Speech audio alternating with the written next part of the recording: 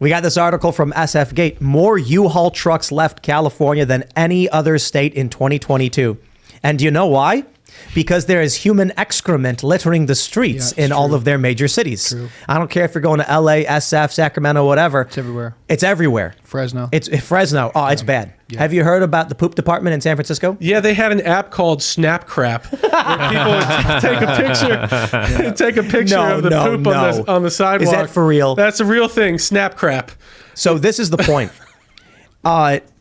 Snap crap, huh? That was to warn people of where the poop is. Well, no, to try and tell the health department, go and clean it up. It's real snap crap. Snap crap. But it doesn't even matter because it's just brown. Like the map, there's so many poop nodes placed. It's just a brown splotch over San Francisco.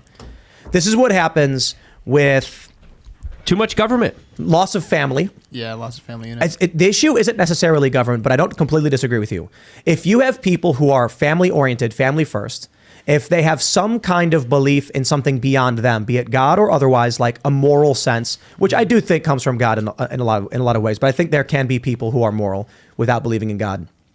If you have that, then you have people in government with scruples.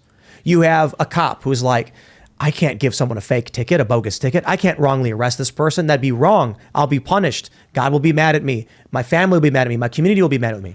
But now, because everyone is this, I'm the only one that matters, you get bad cops. You get bad government. You get poop all over the streets. You get people saying, I could solve the problem, but I'd like to campaign off of it to get reelected, so I won't. I see some problems with like honor thy mother and thy father, which is super important. That's part of the Torah. That's part of the Ten Commandments, is it not? And then what happens is people with bad parents or parents that aren't there, people that don't know their dads. Like this is kind of an endemic thing in our society. How do you honor someone that you hate, that wronged you, that set you in a path of emptiness? Like how do you honor someone like that? That's why I always recommend people listen to Jesse Lee Peterson. Jesse Lee Peterson says, forgive your mother.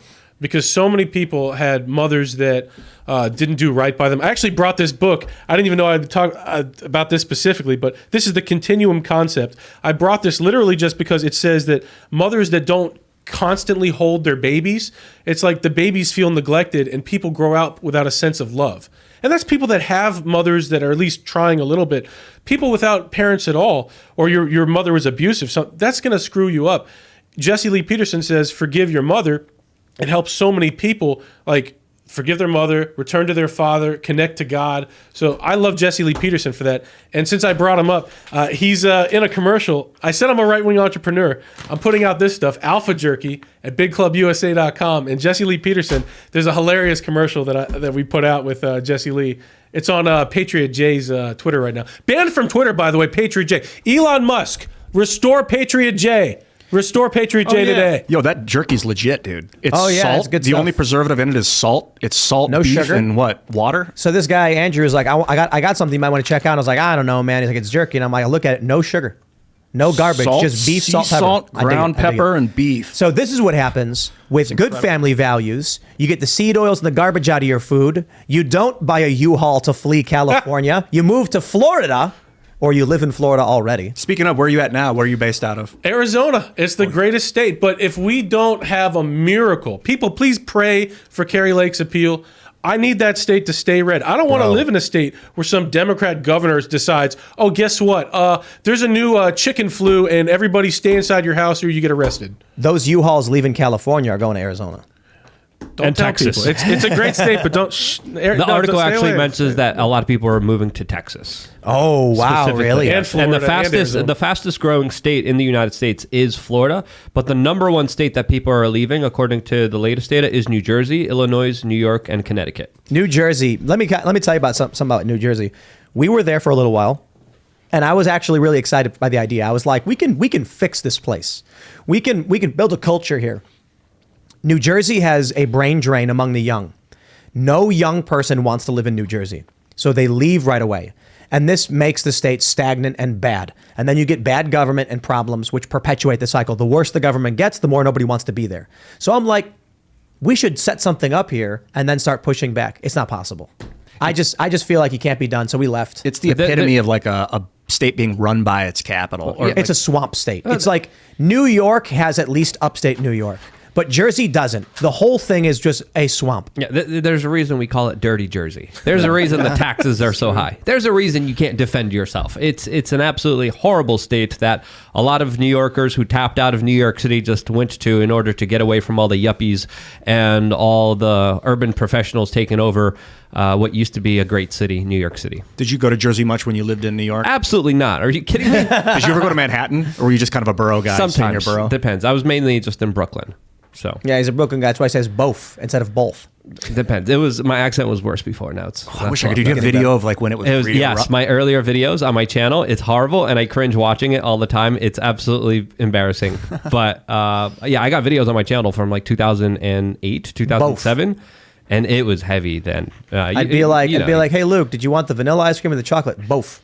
And I'd be like, BOAF, both. But I've been working on my language skills, I don't know if even though Luke some gets people enough. don't believe this. I don't know if Luke gets enough credit for being the legendary don't. journalist that he is. This guy was confronting Larry Silverstein, Jacob Rothschild, I believe. Eric Schmidt.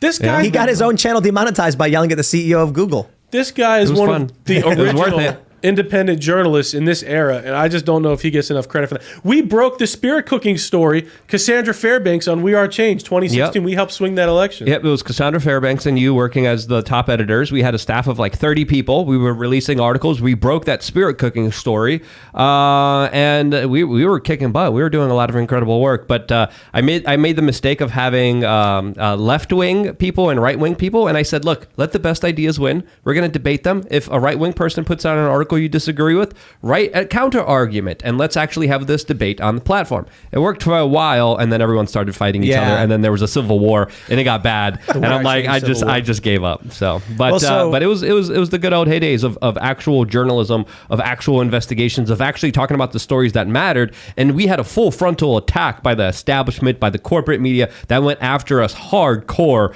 And I mean, I'm still keeping at it, but those are different days. So let me ask you about Texas then. Do you think the people leaving California are good people? Do you think the people leaving California are like based and they're like, I don't want to be here anymore, let's go to Texas? I think they have to be, right? But is it possible they're also just like default liberals who are like, things are really bad, let's go vote for the same thing in Texas? Locusts. They're like locusts. I think a lot of these people, they didn't learn a thing. They're just like, hey, like Tim just said, it's really bad here. Let's go somewhere else. And they don't learn, why is it bad? Remember that guy who was like, I vote Democrat, but this is really bad, so I'm going to Florida, where I'll keep voting Democrat. And it's like, no, don't you get it? I don't think so. I think looking at the election numbers, especially from Florida, we saw this biggest transplant movement, especially from New York City, with predominantly right-wingers. We saw that a lot of people are even estimating that Lee Zeldin could have won New York as governor if those people didn't flee to Florida. Florida came from a purple state to a solid red state. That happened because the same people who think the same way are moving to places that they think they're going to be respected. And I think that's the majority of people leaving California now. The only thing I'll say to whether Lee Zeldin could have won is there was a documentary called Kill Chain. This is on HBO, and it has people like Kamala Harris talking about hacking elections and saying that elections can be easily hacked. So I don't know if any amount of people not fleeing to Florida would have fixed New York. And I have a book that I'm putting out soon. You'll see excerpts of it on my Substack that I just launched, theandrewmeyer.substack.com. But the book is called Blatant Fraud, The Stealing of Arizona. And I get in depth of what's going on just like HBO did, just like 20 years ago, they had a movie, blackboxvoting.org, and they talked about what was going on with the George Bush elections. You know, as I said to John Kerry, the voting machines counting backwards. So this stuff is not new. Let me ask you, in all your wisdom, how do we stop the problem of poop in the streets of California? But as a more serious take on the question, if people are fleeing, it's because of things like that and these problems. Is there even a solution to it? Because I got to be honest, what can the government do that it's already failed at? And then if you do nothing, people will just stay there and poop in the street. It's all about the individual. Every single person. You have to do your utmost. You better be praying to God. You can fast. I recommend this. I'm going to give you this, by the way, Tim. This is the Zohar. I have one. Really? Tell me, what is it? This is literally the Holy Grail. I kid you not. Like, you can look in the Catholic Encyclopedia, what is the Holy Grail, do some research. Eventually you'll find this book. This is the soul of the Torah, the soul of the Bible. And just having this is so much light. If enough people in the world have this, the Zohar, I used to give these out up and down the coast of Florida because there used to be so many hurricanes. They started this project, give out the Zohar along the coast of Florida. There was no hurricanes for a decade, not one. And you could say, oh, well, that's just a coincidence. But I could tell you story after story after story, literal miracles with this book. You already have one. I don't care. I'll tell you. Is it bound I don't have one that backwards? big. Somebody came on the show before and gifted us one as well. Dude, I'll take That's it. amazing. Yeah, let's. I will absorb. I'll put it under my pillow. I'll give you one absorb too. it. Thank you. Yeah. Okay. Is it bound backwards? That's the first thing I thought. Right to left. Well, because it's got Hebrew letters. It's got Aramaic. Oh, it reads so- right to left. Yeah, but that also has English in it, so you can learn and study. And this is saying it foundational work in the literature of Jewish mystical thought known as Kabbalah. Yep. And so the Kabbalah is like the mystical nature of Judaism. There's 4 levels of Torah study. The deepest level, the Sod, the secrets, that's where you're studying Kabbalah. And the righteous say, Rav Ashlag said, in our generation, we have to study the secrets first. If we don't study this stuff, it makes the Torah dry. In our generation, this is the lowest generation of all time. I think it's pretty obvious. We need the highest light. So that's why this book, which used to be buried for thousands, this was buried, kept secret. Used to be you had to be 40 years old and a Jew and chosen by a teacher and a man before you'd be allowed to study this. But there's people that still believe this prohibition exists today. It was overturned 500 years ago by Avraham Azalai, but this stuff was kept secret, and now this light is available for our generation because our generation is so low. Is it like sacred geometry and chakras, like fixing your body posture so you can get in touch with God, fasting and things like that? Gematria definitely, like if you read the Zohar, you will find some things that make your head explode. I don't know. You'll be very excited. If you like Gematria and you start reading the Zohar, you'll be very excited. Well, thanks for watching this clip from the Timcast IRL podcast. Hang out with us live Monday through Friday at 8 p.m. and become a member over at timcast.com for uncensored, members-only shows exclusive. Thanks for hanging out, and we'll see you all next time.